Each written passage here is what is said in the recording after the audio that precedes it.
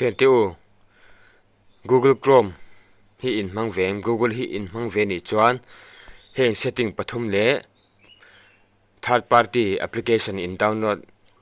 in delete to mo inti line delete lo permanent na delete dan toy te in pum tu laka kan him thenan le hacker ho laka kan him thenan heng setting te hi lo ti ve nge rong ang cheu o dot pathum in tar thlang kan mitanga chuan setting a kan mit lenga chuan site setting ti kha kan mit lenga chuan ta hian third party sign in ti kha kan off don ani automatica third party lo in sign in mai thin kha kan off don ne o hela hi nang ma ne chuan in on mai thia he hin off mai don ne o pum tu laka kan him theinan hacker ho laka kan him theinan chuan background scene ti lo omanga kan zonga background scene ti kha kan omanga achan chu background a third party application a min lo hack thena tur kan block sak ti ani o ti khan poimo khop mai chuan kan back lenga helai kan off mai don ni o kan back lenga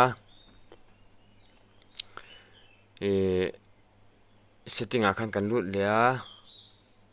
site setting a khan kan thai chunga hnuai bera data store ti kha heta data store website kan lo lu to na zong heng ho zong kan delete don ni chuan kan phone hi min lo hack sak the don lo heng website da tang han kan phone an lo hack thena tura kan delete vek ton tin ani o delete all data ti kha kan mitanga kan clear vek ton ni hai hi o ti khan o chuan setting a kan lu tanga phone setting a kan lu tanga chuan Google ti kha kan songa Google a han kan mitanga chuan heta hian all services dinglama mi hi all services ti kha kan met lenga o ta hian all services ti kha kan mitanga chuan connected apps ti hi kan met don ani helai hian third party application kan download ta kan uninstall kan delete ta ma se display ya in delete ma se helaya hian lo line khol khom dinga chung application atang chuan min lo le hack thia bum tuin heng application mang hian min hack thia min la bum the ni kan lo la thleng phathe ni ti kha kan data an lo la mu the ni ti kha kan thria poima heng application zong hi permanent in lo delete vek ton ni o ti chuan hacker le bum tu la ka khan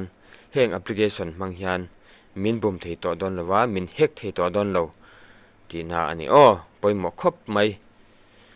hei hi lo ti nge ngeng cheu heng application om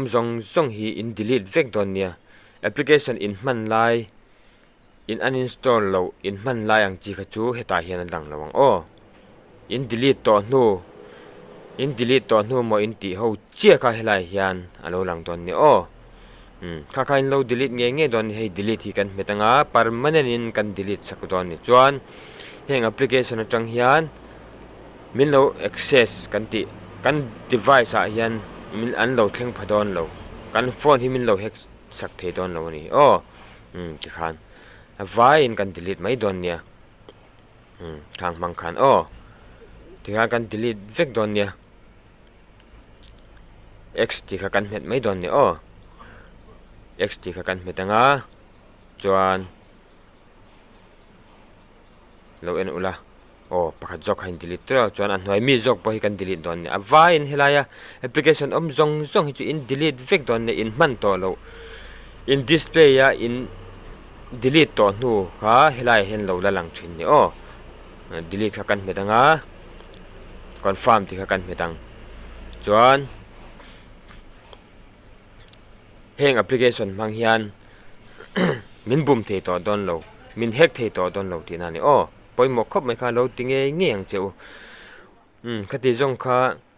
hacker ho la kan him thena tura setting poimo deu mai toy te kan an clear ho thei chuni se ka video I thain tia in tangkai pui ni chamin lo like saklo min lo share sakula ka channel hi in tangkai pu jong in hlok pui jong thain ti jong ni chuan